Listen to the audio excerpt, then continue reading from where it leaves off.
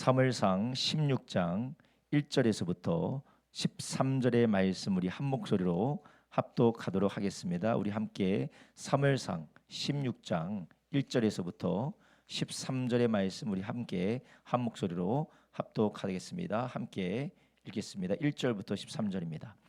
여호와께서 사무엘에게 이르시되 내가 이미 사울을 버려 이스라엘 왕이 되지 못하게 하였거늘 내가 그를 위하여 언제까지 슬퍼하겠느냐.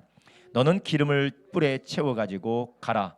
내가 너를 베들레헴 사람 이새에게로 보내리니 이는 내가 그 아들 중에서 한 왕을 예선하였음이니라. 사무엘이 가로되 내가 어찌 갈 수 있으리까. 사울이 들으면 나를 죽이리이다. 여호와께서 가라사대 너는 암송아지를 끌고 가서 말하기를 내가 여호와께 제사를 드리러 왔다 하고 이새를 제사에 청하라. 내가 너의 행할 일을 가르치리니 내가 너에게 알게 하는 자에게 나를 위하여 기름을 부을지니라. 사무엘이 여호와의 말씀대로 행하여 베들레헴의 이름에 성읍 장로들이 떨며 그를 영접하여 가로되 평강을 위하여 오시나이까. 가로되 평강을 위함이니라. 내가 여호와께 제사로 왔으니 스스로 성결케 하고 와서 나와 함께 제사하자 하고 이새와 그 아들들을 성결케 하고 제사에 청하니라. 그들이 오매 사무엘이 엘리압을 보고 마음에 이르기를 여호와의 기름 부으실 자가 과연 그 앞에 있도다 하였더니 여호와께서 사무엘에게 이르시되 그 용모와 신장을 보지 말라. 내가 이미 그를 버렸노라. 나의 보는 것은 사람과 같이 아니하니 사람은 외모를 보거니와 나 여호와는 중심을 보느니라. 이새가 아비나답을 불러 사무엘의 앞에 지나가게 하매 사무엘이 가로되 이도 여호와께서 택하지 아니하셨느니라. 이새가 산마로 지나가게 하매 사무엘이 가로되 이도 여호와께서 택하지 아니하셨느니라. 이새가 그 아들 일곱으로 다 사무엘 앞을 지나게 하나 사무엘이 이새에게 이르되 여호와께서 이들을 택하지 아니하셨느니라 하고 또 이새에게 이르되 너의 아들들이 다 여기 있느냐. 이새가 가로되 아직 말째가 남았는데 그가 양을 지키나이다. 사무엘이 이새에게 이르되 보내어 그를 데려오라. 그가 여기 오기까지는 우리가 식사 자리에 앉지 아니하겠노라. 이에 보내어 그를 데려오매 그의 빛이 붉고 눈이 빼어나고 얼굴이 아름답더라. 여호와께서 가라사대 이가 그니 일어나 기름을 부으라. 사무엘이 기름불을 취하여 그 형제 중에서 그에게 부었더니 이날 이후로 다윗이 여호와의 신에게 크게 감동되니라. 사무엘이 떠나서 라마로 가니라. 아멘. 오늘 우리가 함께 읽은 사무엘상 16장 1절에서부터 13절, 사무엘상 16장 1절에서부터 13절의 말씀을 중심으로 우리가 함께 오늘 두 번째 특별 저녁 예배 시간에 말씀을 나누려고 합니다. 오늘 설교의 제목은 역사하시는 성령님입니다. 어제는 우리가 창세기 1장의 말씀을 가지고 운행하시는 성령님이라는 제목으로 함께 은혜를 나눴습니다. 우리 가운데 운행하시는 성령님은 우리를 바라보고 계시고 관망하시고 또한 우리가 어떻게 되나 쳐다보기만 하고 계시는 분이 아니라 하나님의 계획을 예수 그리스도 안에서 성취된 뜻을 이루기 위해서 우리 가운데 운행하고 계시다라고 말씀을 드렸습니다. 그리고 이 운행하시는 성령님은 우리가 하나님을 찾고 하나님을 구하고 그분의 말씀을 붙들 때 성령님께서 우리 가운데 역사하신다라고 우리가 함께 말씀을 나눴습니다. 그래서 아무리 혼돈이 있고 아무리 그 가운데 어둠이 있고 공허함이 있다 할지라도 하나님의 성령이 우리 가운데 운행하고 계시다라는 것을 우리는 절대로 잊어서는 안 되고 그 운행하시는 성령님 우리에게 역사하실 때는 하나님의 생명과 또 하나님의 거룩한 질서를 우리 가운데 다시 회복시키시는데 그 회복시키실 때 하나님의 성령께서 생명과 질서를 회복시키실 때 어디 안에서 회복시킨다고 했습니까? 관계 안에서 회복시키신다고 했어요. 관계 안에서. 그래서 우리가 하나님이 가정 안에서 특별히 언약 관계 안에서 하나님께서 우리를 회복시키시고 우리 가운데 성령의 역사를 경험하게 하신다고 했어요. 그 언약 관계가 첫 번째가 교회고 가정입니다. 교회가 예수 그리스도의 피로 하나님과 우리와 언약을 맺었고 성도들이 서로 성령 안에서 하나 되는 언약을 맺었습니다. 그래서 언약 관계인 언약 공동체인 교회 안에서 좀 불편하고 힘들고 어렵고 나와 맞지 않다 할지라도 그런 관계 안에서 우리가 인내하고 성령님의 인도를 받을 때 우리는 거기 안에서 운행하시는 성령님께서 질서와 생명을 회복시키는 것을 경험한다고 말씀드렸죠. 그래서 교회의 관계 안에서뿐만 아니라 우리는 어느 관계입니까? 언약 관계인 가정의 관계 안에서도 마찬가지입니다. 여러분, 우리가 가정과 교회 말고 하나님께서 말씀으로 정하신 언약 관계는 성경에 있습니까? 없습니까? 없습니다.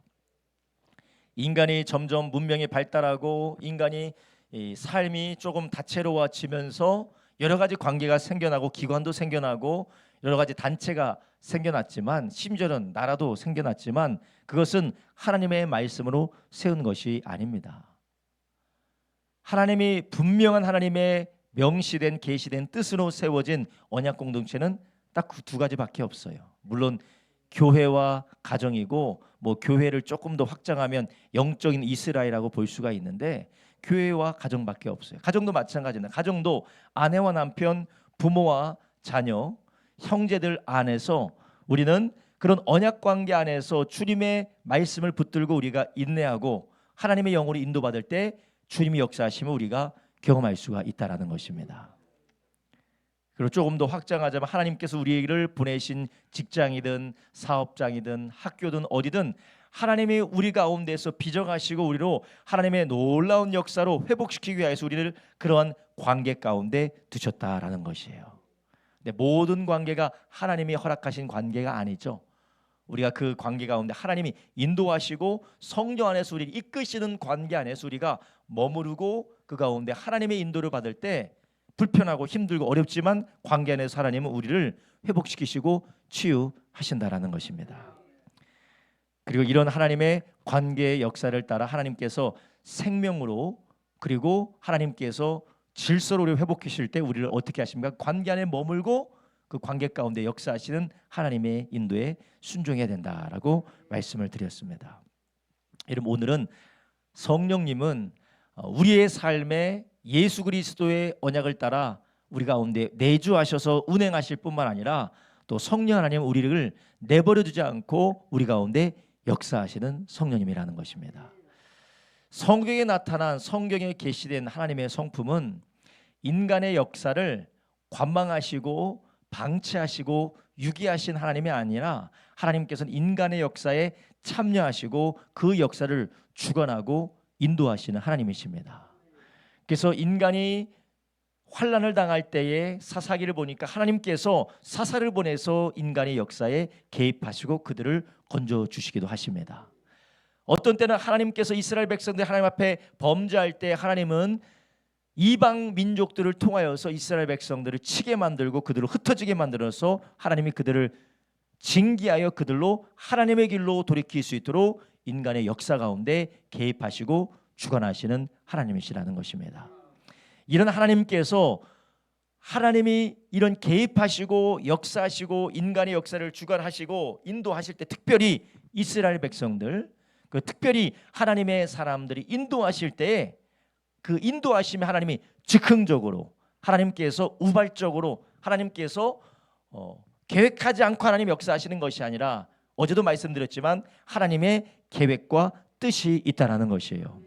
현재와 미래와 과거를 다 아실 뿐만 아니라 모든 것을 그의 기뻐하신 뜻대로 하실 수 있는 그분이 하나님의 계획을 이미 우리를 위해서 하셨다라고 말씀을 드렸어요. 근데 그 계획이 어떤 계획입니까? 재앙이나 심판이 아니라 하나님께서 우리로 소망과 우리로 평안을 누리게 하고자 하는 하나님의 선하신 계획이라는 것입니다. 그렇다면 우리는 그렇게 이야기할 수 있어요. 목사님 그러면 하나님께서 이 세상을 향하여서 평안과 하나님께서 축복과 하나님께서 은혜를 주고자 하는 것이 하나님의 계획인데 왜 여러 가지 세상의 많은 가운데 괴로움이 있고 고통이 있고 그 가운데 심지어는 예수님 믿지 않고 지옥 가는 일들도 있습니까? 하나님의 선하신 계획이 어디 안에 이루어졌습니까? 예수님 안에 이루어졌기 때문에 그래요. 우리가 예수님 안에서 우리는 하나님의 거룩하시고 선하신 계획을 우리가 만나고 그것을 누리게 되는 줄 아시기 바랍니다. 지금 우리가 살아가고 있는 시대에 여전히 전쟁이 있고 질병이 있고 사망이 있고 슬픔과 애통하는 것이 있지만 우리가 예수님 안에 있으면 그분의 나라가 임할 때, 주님이 재림하실 때 우리는 눈물도 없고 슬픔도 없고 질병도 장애도 없는 영원한 하나님의 나라 가운데 우리가 살게 될 줄로 믿습니다. 이게 바로 하나님의 계획이라는 것이요.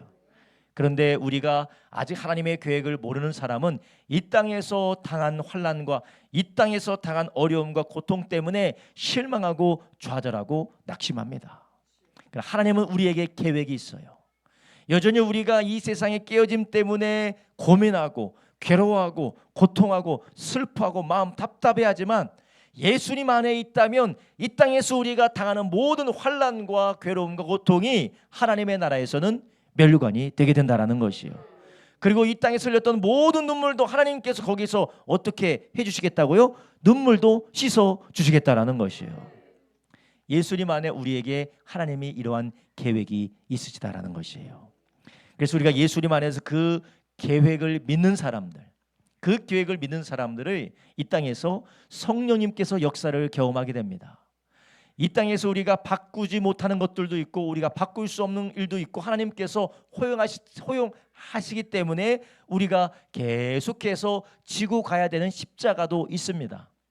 근데 그럼에도 불구하고 예수 그리스도 안에서 하나님은 우리에게 평안과 우리에게 소망을 계획하시고 우리에게 뜻하셨다는 것을 믿고 살아가는 사람들을 가운데 누가 역사하시나요? 성령님이 역사하세요.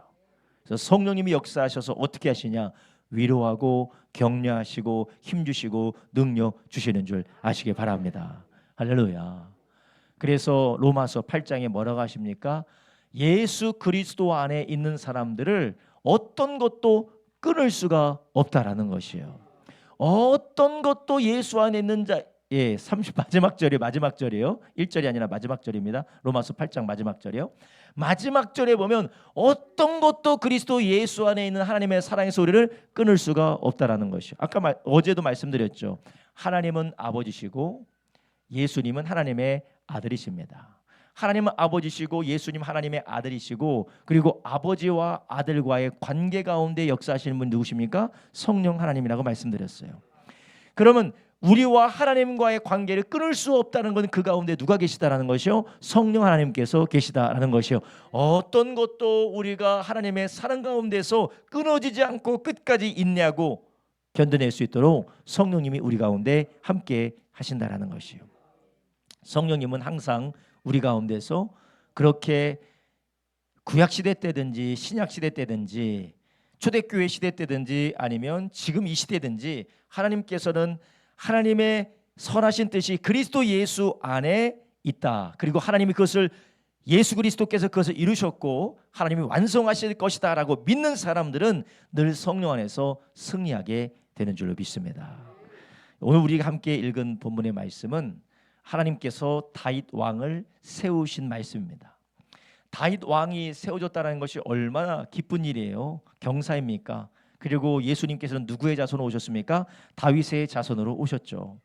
우리가 더 큰 성경의 그림에서 보면 하나님께서 예수 그리스도로 말미암는 하나님 나라의 구원을 지금 놀랍도록 시작하신 한 부분이 오늘 본문의 말씀입니다. 그런데 이스라엘의 역사 그 당시에는 얼마나 절망적이고 얼마나 암울했는지 몰라요. 그래서 이스라엘을 사랑하고 또한 이스라엘을 걱정하고 이스라엘을 위해서 평생에 하나님의 선지자로 헌신했던 사무엘은 지금 뭐하고 있습니까? 매우 절망하고 슬퍼하고 있다는 것이에요.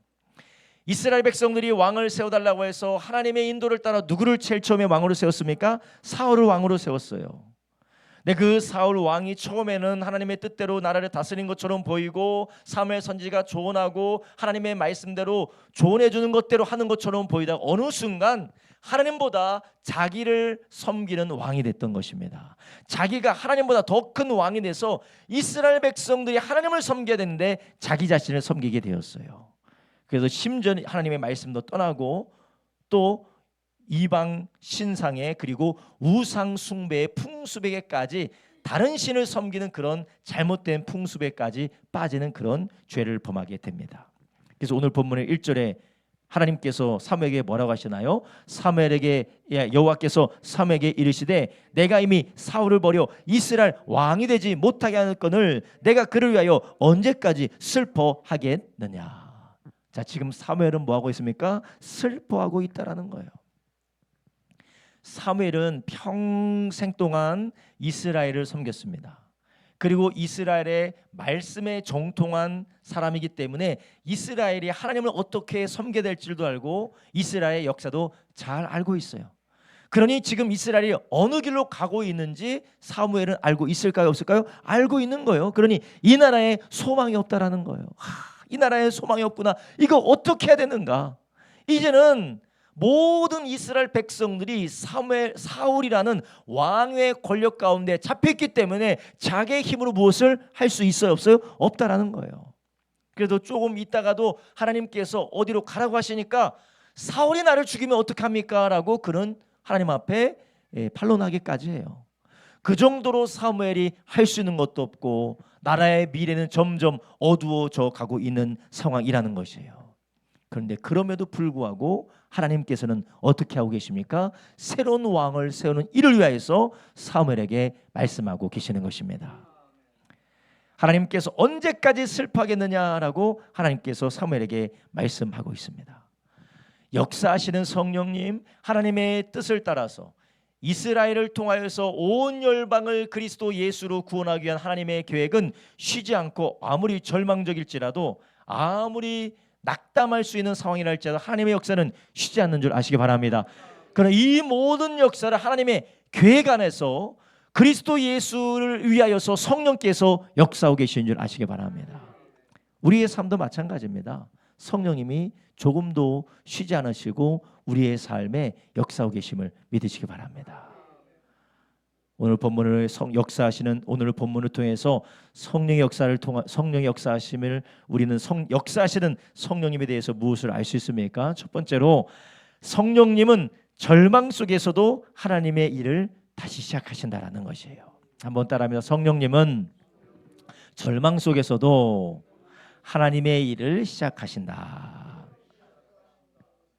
할렐루야.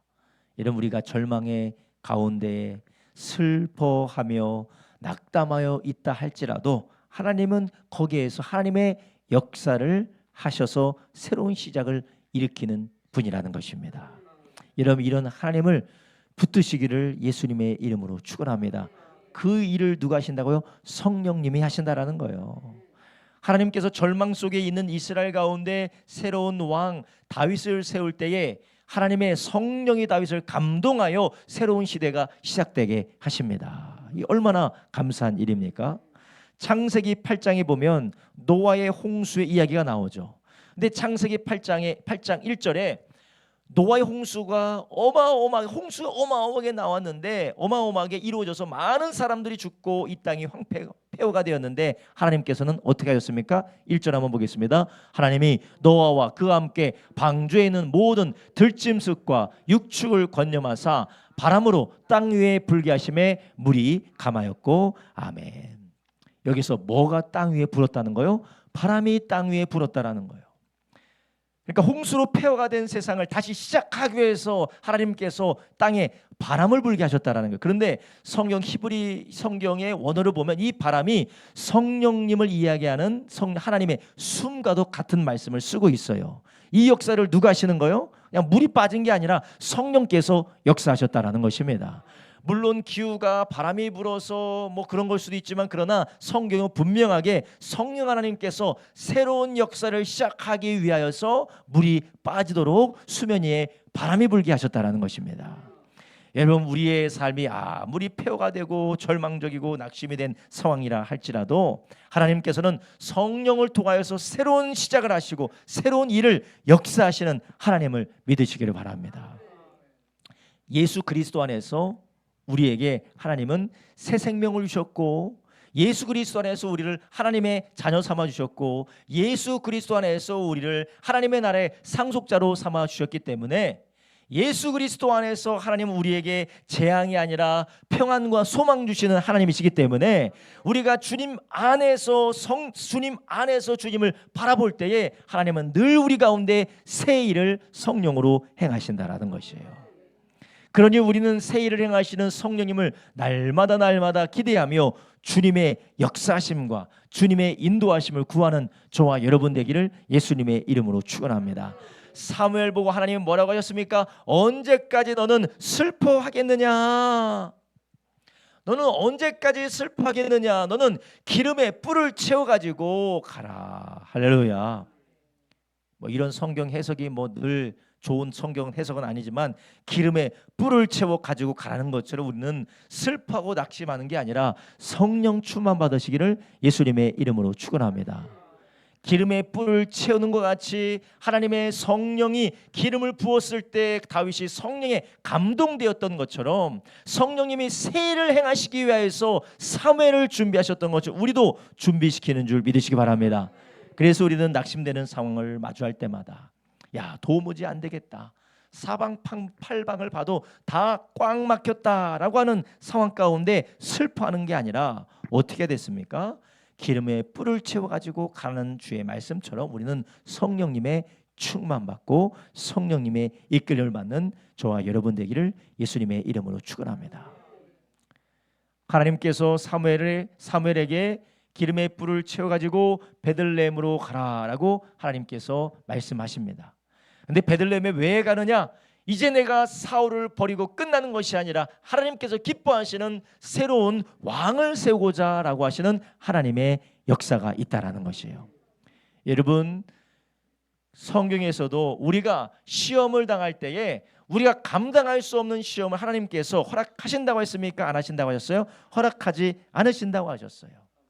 우리가 감당할 수 없는 일이 우리에게 나타날 때 하나님께서는 어떻게 하신다고 했습니까? 피할 길을 열어두신다고 하셨습니다.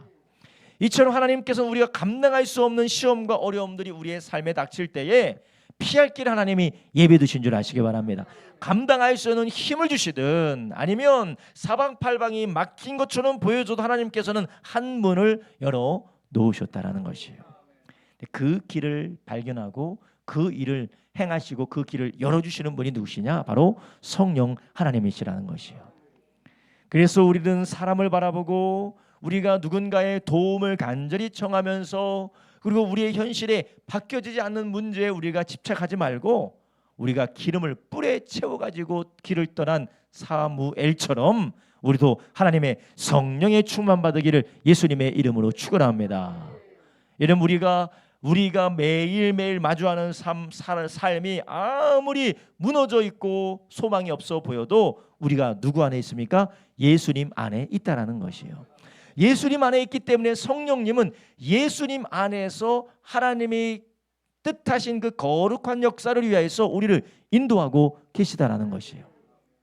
이사야서도 말씀하셨어요. 이사야서에 뭐라고 말씀하셨습니까? 이사야 43장 19절부터 21절에 뭐라고 말씀하십니까?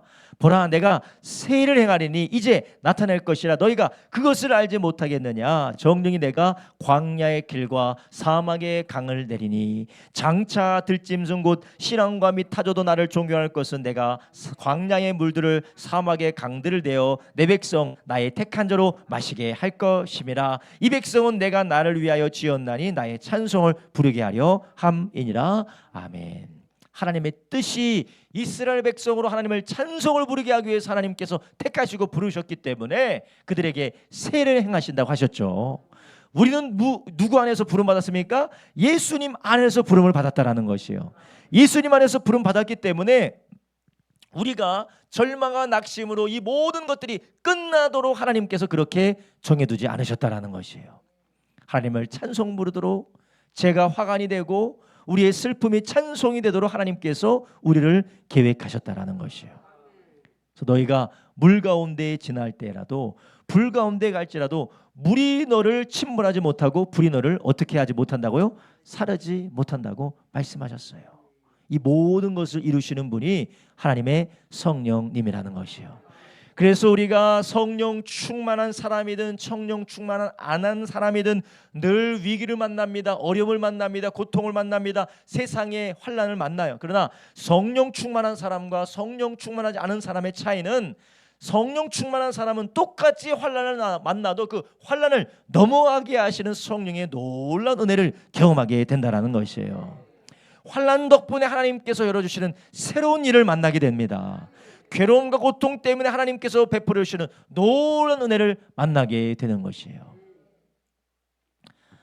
여러분, 우리는 우리 눈에 우리를 슬프게 만들고 우리를 괴롭게 만들고 우리를 고통스럽게 만드는 그러한 문제들 앞에서, 그러한 이 세상의 환난 앞에서 우리는 슬퍼하거나 낙심하거나 주저앉아 있는 것이 아니라 예수님 안에서 새 일을 행하시기 위해서 우리 가운데 계시는 성령님과 동행하기를 예수님의 이름으로 축원합니다.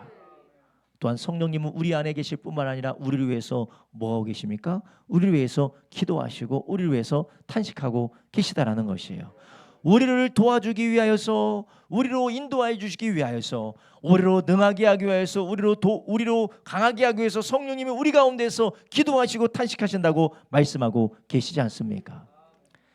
그러면 성령님께서 내 안에 계셔서 탄식하시면 그냥 자동적으로 내가 좀 그러지 아니할지라도, 내가 좀 믿음이 없을지라도, 내가 불신하게 빠져 있을지라도 하나님이 좀 붙들어줘서 그냥 훅 넘어가게 하면 얼마나 좋을까요?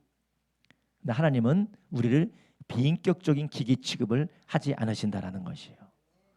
하나님은 우리를 비인격적인 기계 취급하는 것이 아니라 우리를 사랑하시고 우리를 존귀 여기시기 때문에 우리가 비록 부족하고 연약하고 죄가 있을지라도 하나님의 성령을 의지하고 성령님을 바라보고 성령에 간절히 간구하기를 하나님께서 기다리고 계시다라는 것이에요. 그렇기 때문에 탄식하시면서 기도하고 계시다라는 것이에요. 얘가 지금 성령님의 인도를 받아야 되는데, 얘가 지금 성령님의 이끌림을 받아야 되는데 육신의 생각으로, 세상의 방법으로, 인간의 생각으로 치우치고 있는 것을 보시면서 성령님께서는 탄식하시면서 기도하고 계시다라는 것이에요. 로마서 8장 24절부터 26절에 뭐라고 하십니까? 우리가 소망으로 구원을 얻었음에 보이는 소망이 소망이 아니니 보는 것을 누가 바라리요? 만일 우리가 보지 못하는 것을 바라면 믿음으로 참음으로 기다릴지니라. 이와 같이 성령도 우리 연약함을 도우시나니 우리가 마땅히 빌 바를 알지 못하나 오직 성령이 말할 수 없는 탄식으로 우리를 위하여 친히 간구하시느니라. 아멘. 우리 안에 계신 성령님께서 우리를 불쌍히 여기시며 탄식하시면서 간구하신다라는 것입니다. 여러분, 하나님께서 이렇게 우리의 삶 가운데 성령님의 역사, 성령님으로 말미암아 우리를 도와주시고 우리로 넘어가게 하시고 새 일을 행하기를 원하세요. 저는 신앙생활을 하면서 많은 성도님들이 영적인 게으름과 하나님의 은혜 사이에 분별하지 못하는 것을 많이 경험하곤 합니다. 여러분, 하나님은 우리에게 은혜 베풀어 주시는 분이시기 때문에 우리가 비록 죄인이고 우리가 비록 어두울지라도 하나님이 복음 듣게 하시고 예수 믿고 구원받게 하시는 은혜 하나님이십니다.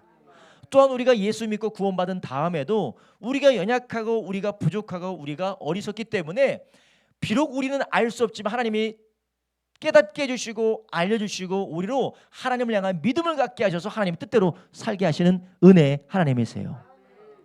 근데 은혜 하나님이기 때문에 우리가 영적으로 게을러도 되는 건 아닙니다. 하나님께서 우리에게 은혜로 우리에게 깨닫게 하시고 은혜로 우리를 인도하기도 하시고 은혜로 우리의 삶을 이끌어가기도 하시지만, 그러나 어떤 때는 하나님께서 우리가 믿음으로 붙들고 하나님의 인도를 받도록 기다리시고 하나님이 탄식하기도 하신다라는 것이에요. 그래서 우리가 하나님을 알지 못하면 성경에는 우리를 하나님의 초월적으로, 하나님의 주권적으로 우리를 인도하시는 것도 나오지만 우리에게 뭐 하라고 하세요? 기도하라고 하시죠. 우리에게 순종하라고 하시죠. 우리에게 끼어 있으라고 하시죠. 아니, 하나님께서 주권적으로 다 하실 거면 그 말씀을 왜 하시는 거예요? 우리가 볼 때는 하나님이 뭐 다 해주시면 좋을 것 같지만 이것은 우리의 죄성으로 인하여서 하나님을 오해하고 있기 때문에 그렇습니다. 반대로 하나님이 하나도 안 해주시고 하나님 우리에게 다 맡기신 것이 아니에요. 하나님은 우리의 구원도 이루어 주셨고 우리에게 필요한 모든 것을 채워주시는 좋으신 하나님인 줄 아시기 바랍니다. 우리가 하나님 앞에 가는 게 아니라 하나님이 우리 가운데 오셨어요. 우리가 열심히 해서 구원받은 게 아니라 하나님은 우리를 구원해 주셨습니다. 예수님이 모든 것을 우리를 위해서 행하시면 우리의 구원이 완성이 됐어요. 그렇지만 하나님이 우리를 은혜로 구원하셨지만 그 은혜로도 인도하시지만 우리에게 무엇을 주십니까? 우리로 하나님을 찾고 하나님을 의지하고 주님을 붙들고 주님을 향하도록 하나님께서 우리 가운데 계속해서 역사하시고 인도하신다라는 것입니다. 그래서 그 성령님께서 하나님을 찾지 않는 연약한 자들, 하나님을 의지하지 않냐고 자신의 생각을 따라 죄악 가운데 치우치고 불신앙 가운데 낙심한 자들 향하여서 성령님이 뭐하고 계시다라는 거요? 탄식하고 계시다라는 것입니다. 여러분, 우리가 이렇게 탄식하고 계시는 성령님을 이제는 바라보고 성령님의 손을 붙들시기를 예수님의 이름으로 축원합니다. 그러면 성령님께서는 기다렸다는 듯이 성령님께서는 너무나도 간절히 소원하셨다는 듯이 우리를 붙드시고 인도하실 줄로 믿습니다. 할렐루야. 지금 좌절에 빠진 낙심에 빠진 사무엘에게 하나님께서는 일어나서 베들레헴으로 가라고 하시죠. 베들레헴으로 가서 새로운 왕을 세울 테니까 너는 기름을 채워서 성령님의 역사를 기대하면서 너는 베들레헴으로 가라고 하십니다. 하나님은 우리의 무너진 것 같은 우리의 가정, 무너진 것 같은 우리의 삶, 무너진 것 같은 사방팔방에 꽉 막혀서 도무지 소망이 없어 보이는 우리의 인생과 우리의 영혼 가운데서 하나님께서는 새 일을 행하기를 원하신 줄 믿으시기 바랍니다. 어떤 새 일인지는 몰라요. 내가 그려가는 새 일이 아닐 수도 있습니다. 내가 상상하고 내가 꿈꾸는 새 일이 아닐 수도 있어요. 그렇지만 하나님은 반드시 그리스도 예수 안에서 우리에게 새로운 역사를 행하고 계시다라는 것이에요. 우리가 조심해야 될 게 우리가 꿈꾸는 미래를 하나님이 주실 것으로 생각하는 것이에요. 그것이 아닙니다. 내가 꿈꾸고 내가 바라고 내가 그려놓고 내가 스케치한 그런 새로운 일을 하나님께서 색칠하고 채워주시는 것이 아니라 하나님께서 준비하신 것이 있다라는 것입니다. 여러분, 성령께서 새 일을 행하시는 것은 내가 내 자녀를 바라보고 나의 부모를 바라보고 나의 아내를 바라보고 나의 남편을 바라보고 내 인생을 바라보고 내가 이거면 참 좋겠다라고 스케치해 놓은 것을 하나님께서 성령께서 색칠해 놓으시고 그 스케치를 그 설계를 완성하는 것이 아니라 하나님께서 하나님의 영광을 위하여서 진정으로 우리에게 복된 것을 위하여서 하나님이 예배해 놓으신 것이 있다라는 것이에요. 그 새 일을 꿈꾸기를 예수님의 이름으로 축원합니다.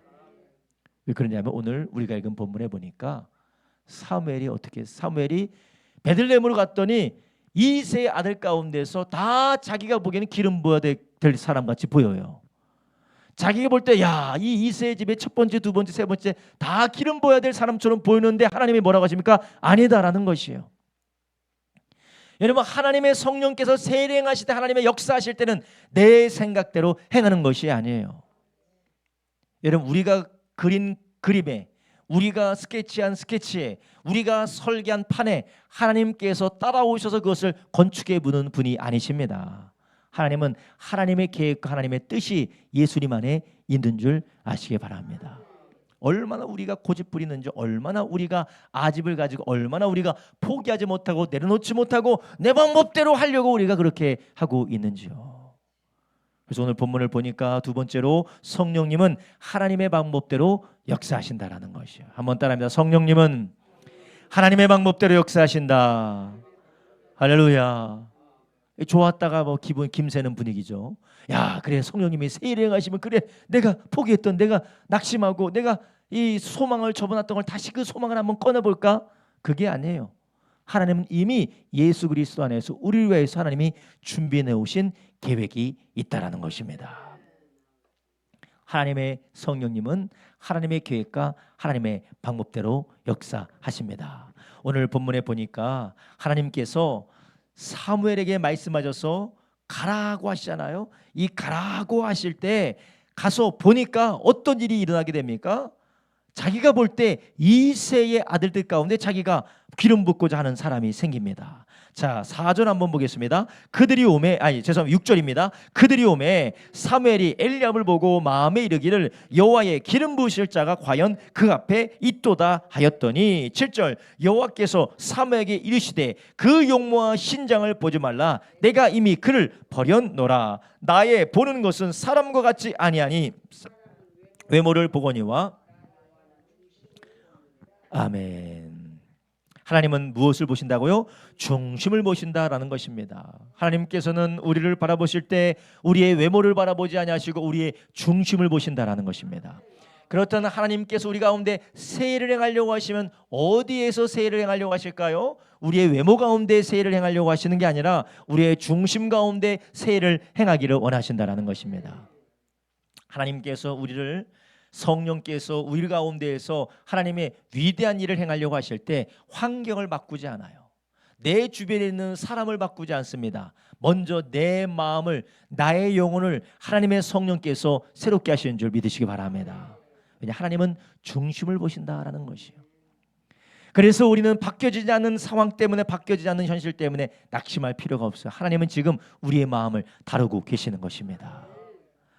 우리는 사무엘이 엘리압을 보고서, 그리고 사무엘이 그 둘째를 보고 아비나답을 보고 삼마를 보면서 야, 이게 바로 하나님이 세우실 왕이구나 라고 했던 이 사무엘의 생각처럼 우리도 하나님, 내 인생은 좀 이래야 되지 않겠습니까? 하나님, 내 자식은 좀 이래야 되지 않겠습니까? 하나님, 나의 부모님과 나의 아내와 나의 남편은 이래야 되지 않겠습니까? 하나님, 우리 교회는 이래야 되지 않겠습니까? 라는 나의 삶에 대한 우리의 편견과 우리의 고집이 아니라 하나님께서 역사하시고 인도하시는 것을 구하시기를 예수님의 이름으로 축원합니다. 할렐루야. 여러분, 그러면 어떻게 하면 우리는 우리의 마음을 다루시고 그리고 하나님께서 우리를 통해서 이루시는 새 일을 바라보면서 그분의 역사하시는 일에 동참할 수 있을까요? 우리가 내 일을 이루기 위하여서 성령님이 지금도 역사하고 계시고 성령님이 일하고 계신데 그 역사를 반대로 향해서 다윗을 기름 부으시려는 성령님이 지금 기다리고 계시고 역사하고 계시는데, 나는 지금 첫 번째 엘리압에게 기름 부으려고 하는 것처럼 우리가 성령님의 역사를 지속적으로 거스르면서 성령님의 역사를 우리가 등지고 방해하고 회방하고 있지는 않습니까? 어떻게 하면 우리가 그러면 성령님이 우리를 통하여서 새 일을 행하시는 것을 우리가 함께 동역하면서 그 일을 이루어 갈 수 있을까요? 오늘 우리가 읽은 본문에서 하나님께서 방금 우리가 읽었던 말씀이죠. 하나님께서는 무엇을 보신다고요? 중심을 보신다라는 것이요. 이 중심은 이 마음의 동기고 속사람을 말하는 것인데, 하나님이 기뻐하시고 하나님께서 소원하시는 것은 무엇이냐? 하나님은 우리 가운데 하나님과의 관계의 회복, 또 하나님의 나라를 소망하는 그런 우리의 영혼의 변화를 원하고 계심을 믿으시기 바랍니다. 다른 예로 하나님께서 우리의 삶에 고난이 찾아옵니다. 하나님께서 우리의 삶에 어려움과 고통이 우리 가운데 찾아올 때 있어요. 근데 하나님께서 그것을 통하여 하나님 무엇을 이루고자 하시느냐? 하나님의 계획이 무엇이냐? 그 환난과 어려움과 고난을 통하여서 우리의 완악함과 우리의 연약함을 변화시키기 원하시는 것이에요. 세상을 사랑하고 자기 자신을 사랑하고 하나님을 사랑하지 않는 우리의 모습, 우상 숭배하는 우리의 모습을 하나님께서 변화시켜 주시기 원하신다라는 것이에요. 그런데 우리는 무엇을 그리고 있습니까? 이 괴롭고 힘들고 어려운 환난들을 다 없애버리고 걱정 없는 삶을 살기 원하는 것이 우리의 목적이라는 것이에요. 하나님은 그것이 아니라 무엇을 원하십니까? 우리로 하나님의 선한 역사를 우리 안에 이루기 원하신다라는 것입니다. 그렇다면 이런 하나님의 뜻, 하나님의 역사하심 우리는 어떻게 알고 그 일에 함께 인도받을 수 있을까요? 로마서 8장 5절부터 8절 이렇게 말씀하고 계십니다.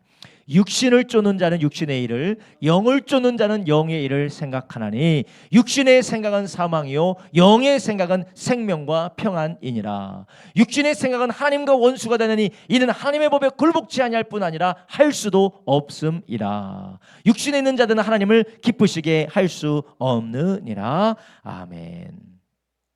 자, 우리가 육신의 생각이 있고 성령의 생각이 있다라는 것이에요. 근데 우리가 육신의 생각을 따라 살아가면, 육신의 인도를 받고 영의 생각을 따라 살아가면 성령의 인도를 받는다라는 것이에요. 그런데 육신의 생각을 따라 육신의 일을 쫓는 사람들은 어떻게 되느냐? 하나님과 원수가 되고 하나님의 법에 굴복치 아니하고 하나님의 뜻을, 하나님을 기쁘시게 할 수도 없다라는 것이에요. 그럼 무엇입니까? 우리 안에 계신 성령님의 생각과 성령님의 인도를 우리가 계속해서 받아야 된다라는 것입니다. 그렇다면 우리 안에 성령님이 기뻐하시고 성령님이 원하시는 성령님의 생각, 영의 생각을 우리는 어떻게 따라갈 수가 있을까요? 이 육신의 생각과 성령의 생각에 근본적인 차이가 있는데, 육신의 생각은 무엇을 따라 판단합니까? 눈에 보이는 거예요. 눈에 보이는 거. 눈에 보이는 거. 근데 성령의 생각은 무엇입니까? 눈에 안 보이지만 하나님의 말씀을 따라 우리가 인도받는다라는 것이에요. 그래서 고린도후서 5장 7절에 보면 이는 우리가 믿음으로 행하고 보는 것으로 하지 아니함이라라고 말씀하세요. 우리는 무엇을 따라 행한다고요? 믿음으로 행하고 보이는 것으로는 안 한다라는 것. 육신의 생각에 근본적으로 의지하는 것이 무엇이냐? 보이는 것이라는 거예요. 나의 오감, 내가 보는 것, 내가 느끼는 것, 내 손으로 붙잡을 수 있는 것, 지금 나에게 경험되어지는 것이 무엇을 이끌어갑니까? 육신의 생각을 이끌어가는 것이에요. 그런데 영의 생각은 무엇입니까? 눈에 안 보여요. 느껴지지도 않습니다. 손에 붙들리지도 않습니다. 다만 뭐밖에 없어요? 하나님의 말씀밖에 없어요. 자 보세요. 하나님께서 여호수아에게 자 요단강을 건너가라. 물이 크게 불어난 때인데 하나님께서 제사장을 앞세워서 언약궤를 메고 요단강을 건너가라. 뭐밖에 없어요? 말씀밖에 없어요. 육신의 생각은 물이 불었네. 제사장이 저렇게 가다가 법궤도 떠내려가고 언약궤도 떠내려가고 제사장도 떠내려가고 오히려 우리가 다 저기서 죽을 수도 있겠네라는 육신의 생각이 일어나게 되는 것입니다. 근데 영의 생각은 무엇입니까? 하나님께서 건너가라고 했으니까 하나님 말씀대로 건너가게 될 것이에요. 할렐루야. 여러분, 우리가 육신의 생각과 영의 생각이 우리 안에서 원수가 되어서 싸웁니다. 우리 안에 망했다, 끝났다, 안 된다, 할 수 없다, 나처럼 이렇게 불쌍한 사람이 어디 있냐? 계속해서 육신의 생각이 우리 안에 보여지는 것, 들려지는 것, 느껴지는 것, 우리의 감각을 통하여서 입력되는 정보들이 우리의 삶의 모든 것들을 해석하게 만들고 낙심하게 만들어요. 근데 하나님의 말씀은 뭐라고 말씀하십니까? 우리에게 아무것도 염려하지 말고 기도해라. 하나님이 모든 것에 넉넉히 채워주실 것이다. 육신의 생각은 웃기고 있네. 채워지긴 뭘 채워져. 보이지도 않는데 뭘 채워진다고 말하고 있는 거야.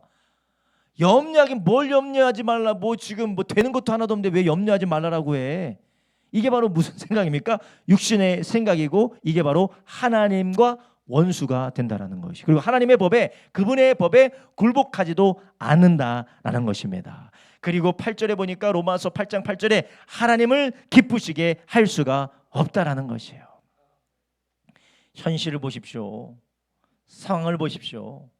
우리가 아주 냉철하게 현실을 한번 바라보십시오. 무슨 소망이 있습니까? 무슨 기대가 있습니까? 무슨 개선의 여지가 있습니까? 라고 우리 가운데 외치는 게 무슨 생각입니까?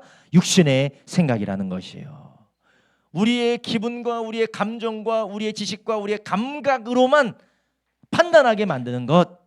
그래서 부정적으로, 그래서 계속해서 우리 가운데 낙심을 일으키는 것이 바로 육신의 생각이라는 것이에요. 여러분, 우리 안에 이러한 육신의 생각이 우리 가운데 계속해서 우리를 붙들고 있다면 하나님의 성령의 역사가 여러 가운데 충만케 되기를 예수님의 이름으로 축복합니다. 그렇다면 우리는 어떻게 하면 이런 육신의 생각에서 벗어나서 성령의 생각을 따라 인도를 받을 수가 있을까요? 물론 결론적으로 말씀을 많이 읽고 말씀을 묵상해야 되고 기도를 많이 하셔야 되죠.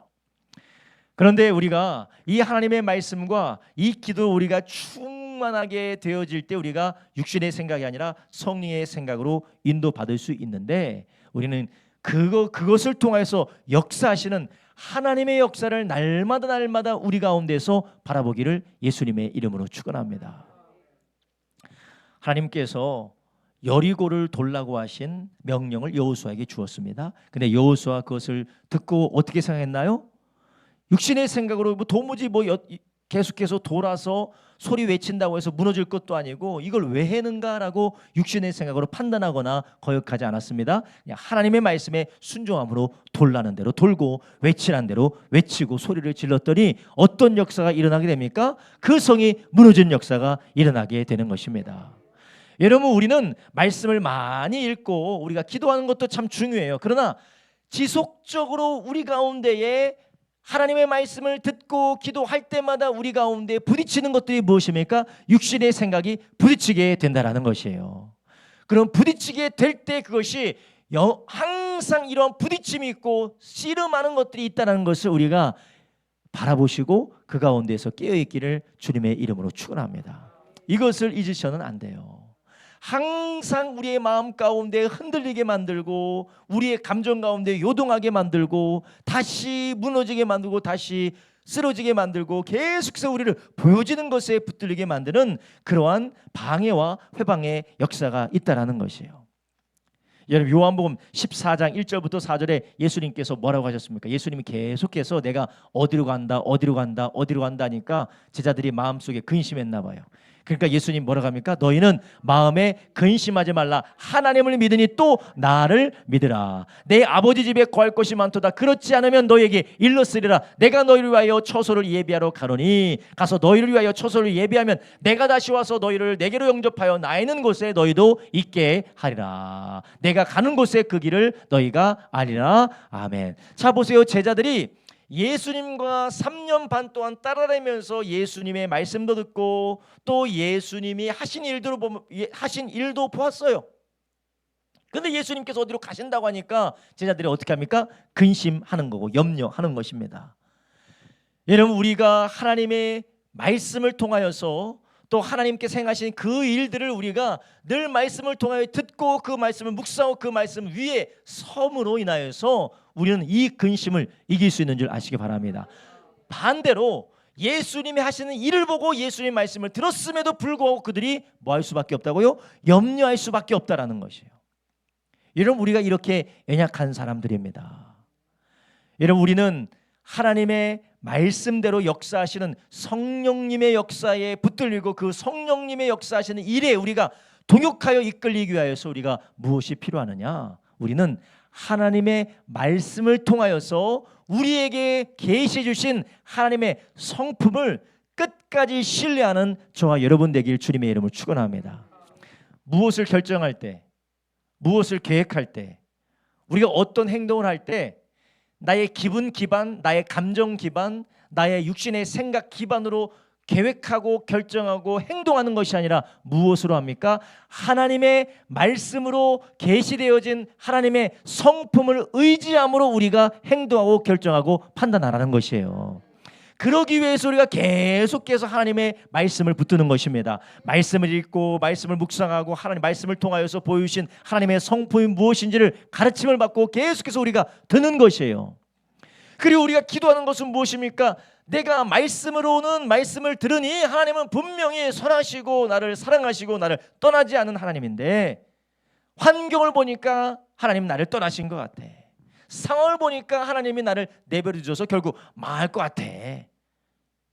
그런데 예수님께서 뭐에 들지 않도록 깨어서 기도하라고 하셨나요? 시험에 빠지지 않도록 깨어서 기도하라고 하셨어요. 그래서 이 말씀을 우리가 붙들어도 우리는 상황을 바라보면 사람을 바라보면 우리의 기분과 감정이 요동한단 말이죠. 그때 우리 어떻게 해야 돼요? 주여 도와주시옵소서. 여러분, 우리가 다 감정을 가지고 있잖아요.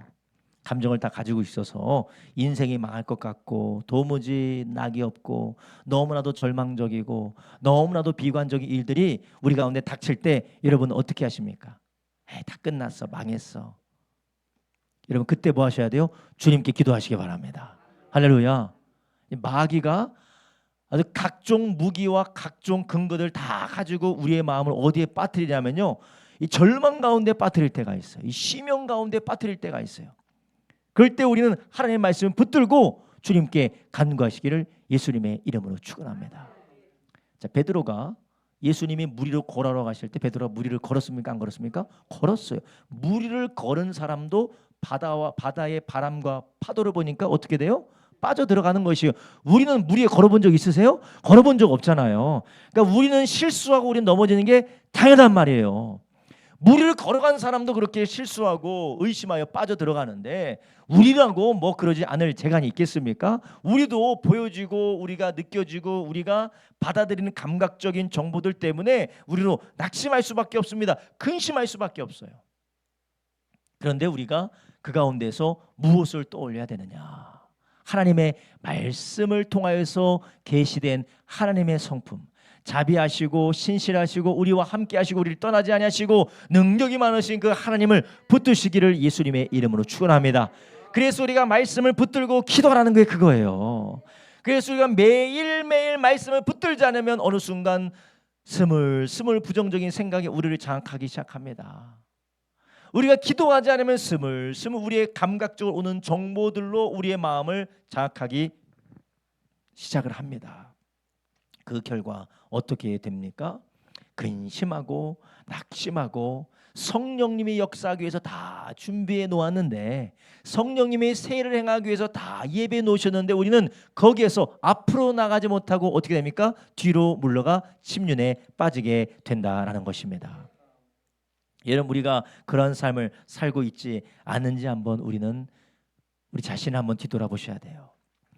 오늘 본문에 보면 사무엘이 뭐라고 합니까? 사무엘이 아이고 하나님께서 뭐 새로운 왕을 세우신다고는 하셨지만 지금 보니까 사울이 얼마나 악독한지 사울이 얼마나 이게 악한 영에 사로잡혀서 아주 폭군처럼 굴고 있는지 하나님께서 왕을 세운다고 하면 나를 죽일지도 모릅니다. 그러니까 하나님께서 오늘 본문에 뭐라고 말씀하셨습니까? 뭐라고 말씀하셨어요? 6절에 2절에 한번 보겠습니다. 2절입니다. 사무엘이 가로되 내가 어찌 갈 수 있으리까? 사울이 들으면 나를 죽이리이다. 여호와께서 가라사대 너는 암송아지를 끌고 가서 말하기를 내가 여호와께 제사 드리러 왔다 하고 3절 이새를 제사에 청하라. 할렐루야. 하나님께서 어떻게 하시나요?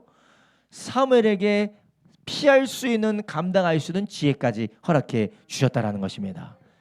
여러분 저를 비롯해서 저도 그렇습니다.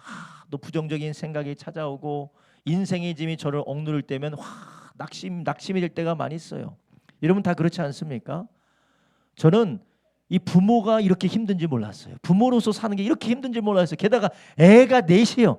애가 넷이니까 애 넷의 부모로서 얼마나 저의 마음이 짓눌러지고 어깨가 짓눌러지는지 이 가정의 무게가 어마어마해요. 막 그럴 때 어떻게 되느냐? 인간의 생각으로는 답이 없어. 이 답이 없어. 인간의 생각으로는 답이 없어.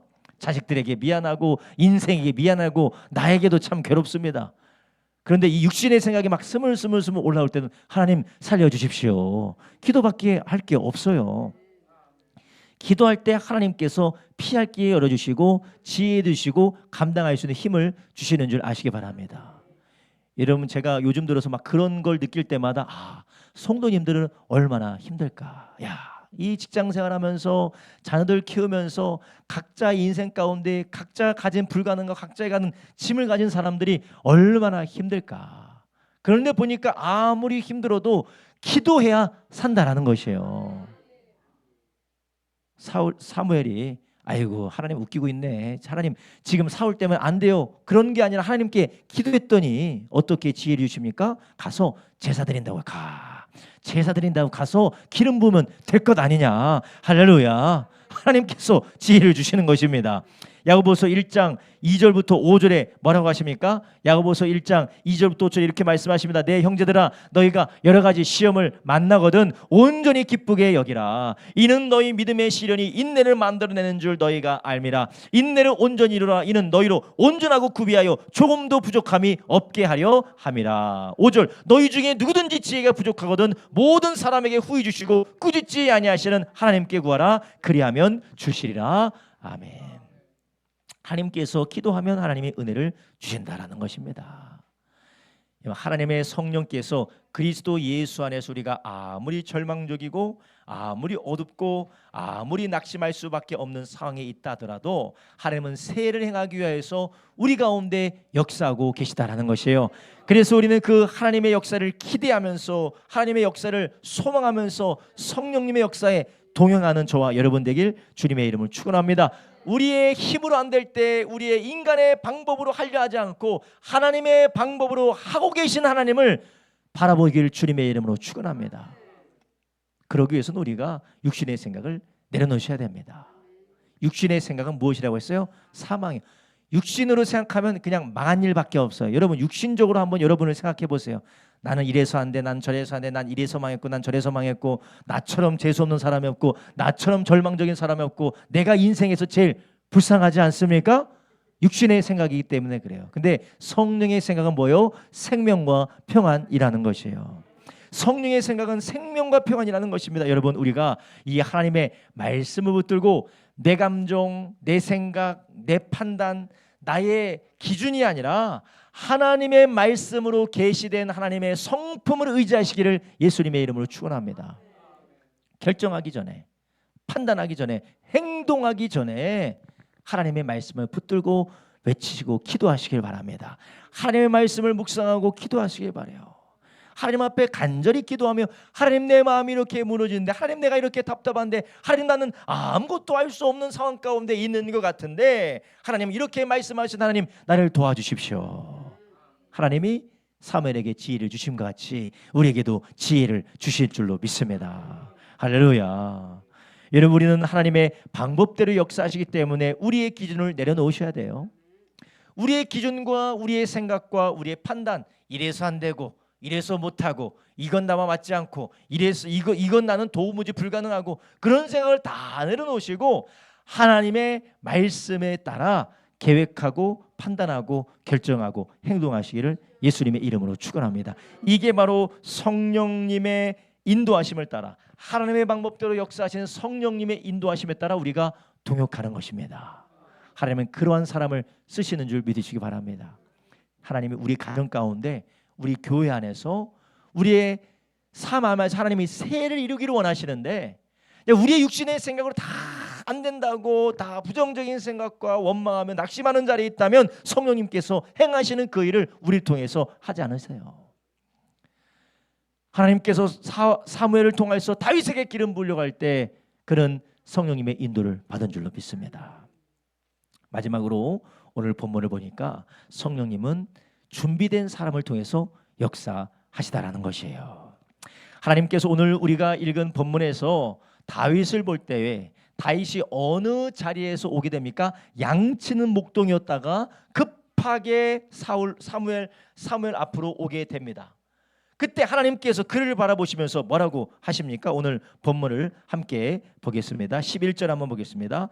또 이새에게 이르되 내 아들들이 다 여기 있느냐? 이새가 가로되 아직 말째가 남았는데 그가 양을 지키나이다. 사무엘이 이새에게 이르되 보내어 그를 데려오라. 그가 여기 오기까지는 우리가 식사 자리에 앉지 아니하겠노라.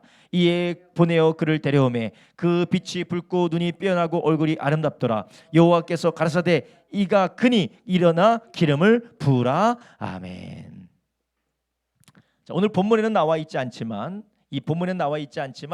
사도행전에 보면 스데반이 설교를 할 때 스데반이 복음을 증거할 때 다윗이 하나님의 중심에 합한 사람이다라고 하나님이 다윗을 칭찬하셨다라고 그렇게 말씀하고 있습니다. 그러니까 하나님께서 사무엘에게 다윗에게 이는 중심에 나와 합한 자다라고 하나님께서 다윗을 칭찬하셨다라는 것이요. 그런데 다윗은 지금 뭐 하고 있었어요? 양을 치고 있었습니다. 도대체 양을 치면서 그가 무엇을 했길래, 양을 치면서 그가 어떤 삶을 살았길래 하나님과 마음이 합한 자였는가? 오늘 본문에 보면 그가 빛이 붉고 눈이 삐어나고 얼굴이 아름답다. 근데 여기서는 어떤 외모라기보다는 하나님께서 그를 하나님의 눈으로 사무엘이 그를 바라볼 때 그런 아름다움이 있었다라는 것입니다. 여러분 이런 다윗은 하루아침에 그렇게 다윗이 된 것이 아니라 매일매일 양을 치며 그분의 말씀을 하나님의 말씀을 사모하고 하나님을 사랑하며 하나님과 교제하는 사람이었다라는 것이에요. 여러분, 우리가 우리의 삶에서 세례하시는 성령님의 역사가 매일매일 우리의 삶 가운데서 우리에게 말씀하시고 우리를 인도하시고 또는 우리의 삶 가운데서 축복하시는 성령님인 동일한 성령님인 줄 믿으시기 바랍니다.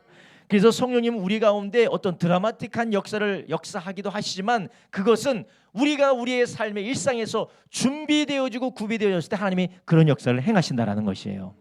이것은 우리의 행위나 우리의 열심을 따라 하나님의 역사가 좌우된다라는 거라기보다는 하나님의 뜻을 이루어 가실 때 우리를 그렇게 준비시키셔서 하나님의 그 일을 행하신다라는 것입니다.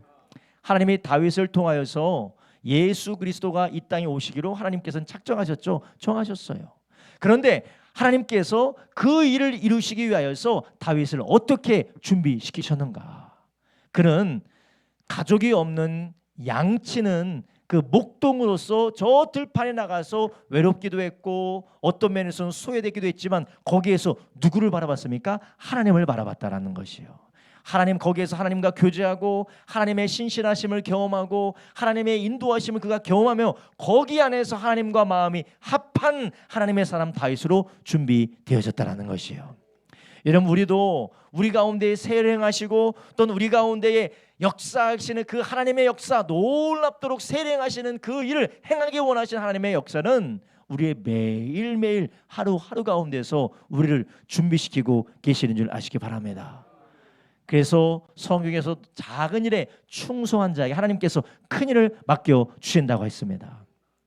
그래서 우리가 성령님이 역사하시고 성령님이 행하시는 일을 경험하고 그 일과 함께 동행하는 사람은 때가 되면, 상황이 괜찮아지면, 내가 모든 걸 할 수 있을 때에, 나에게 뭔가 넉넉한 때가 있고 나에게 뭔가 괜찮은 때가 있으면이라고 하지 않고 하나님이 우리에게 주시는 매일매일 오늘 하루를 하나님 앞에 충성되이 믿음으로 살아가게 되는 것입니다.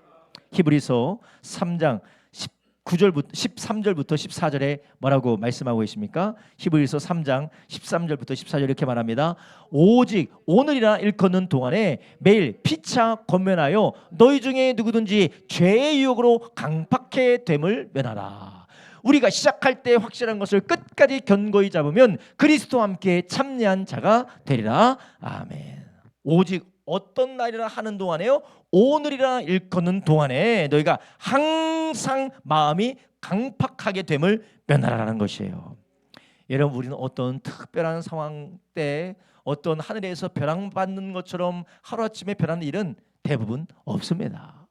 매일매일 우리가 우리 가운데 역사하시고 우리의 삶을 이끌어 가시는 하나님의 말씀 앞에 겸손하게 순종하고 주님을 따라 인도받는 삶을 살아갈 때 우리는 거기 안에서 역사하신 하나님과 동행하게 되는 것입니다.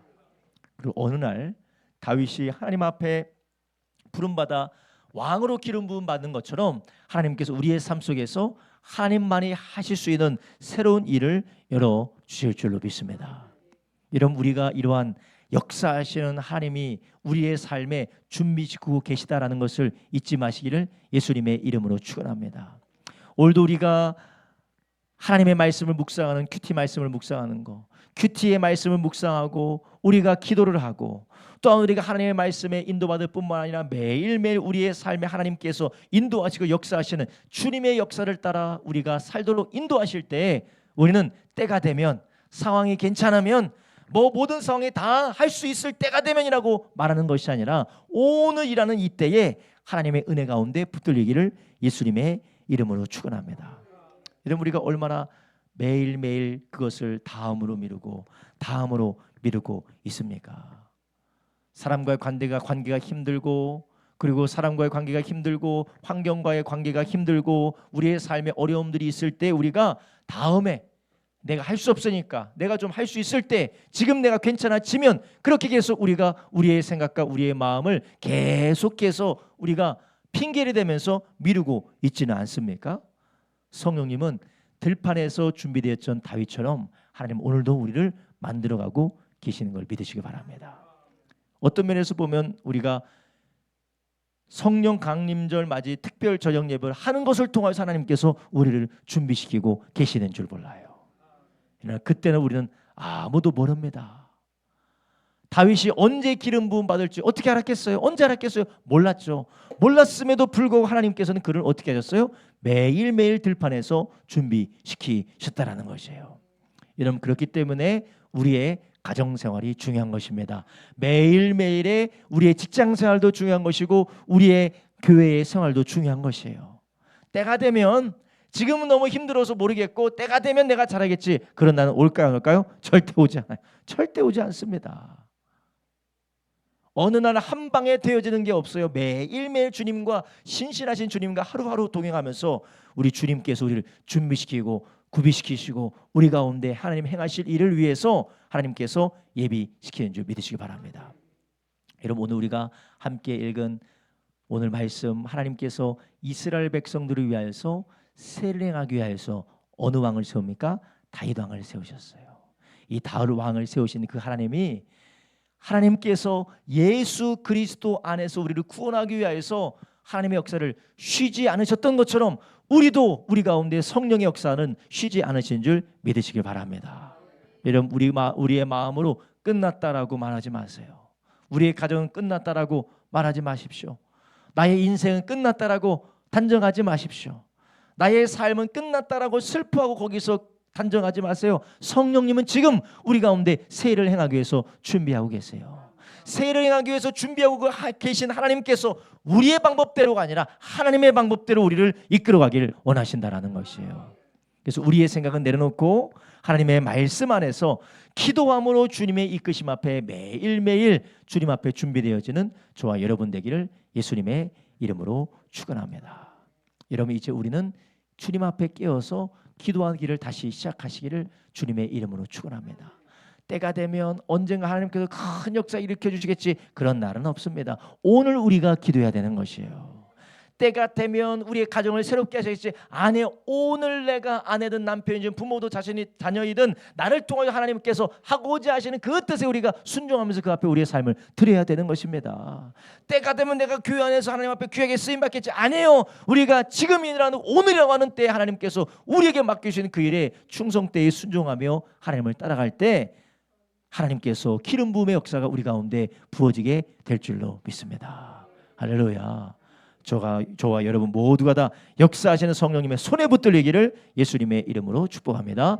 기도하겠습니다. 이 시간 우리 함께 기도할 때, 오늘은 제가 설교 시간을 마쳤습니다. 우리가 30분 동안 계속해서 30분까지 계속 기도할 때, 하나님, 우리가 우리의 삶을 바라보고 낙심하고 좌절하는 하나님, 이러한 어두운 생각에서 벗어나서 지금도 역사하기 위하여서 준비하고 계시는 성령님의 역사를 따라가게 하여 주시옵소서. 우리 가운데서 하나님의 세례 행하시는 주님, 성령께서 우리의 방법이 아니라 하나님의 뜻대로 인도하기 원하셔서 우리를 부르고 계시오니 말씀으로 우리가 나가게 하여 주시옵소서. 믿음으로 순종하며 걸어가게 하여 주시옵소서. 주여, 매일매일 우리에게 맡겨주신 삶의 자리 가운데서 신실하게 살아가게 하여 주시옵소서. 성령의 충만받게 하여 주시옵소서. 주님의 은혜를 구하는 기도에 나가게 하여, 기도로 나가게 하여 주시옵소서. 우리가 주여 세움을 합심하여 기도합니다. 주여, 주여, 주여,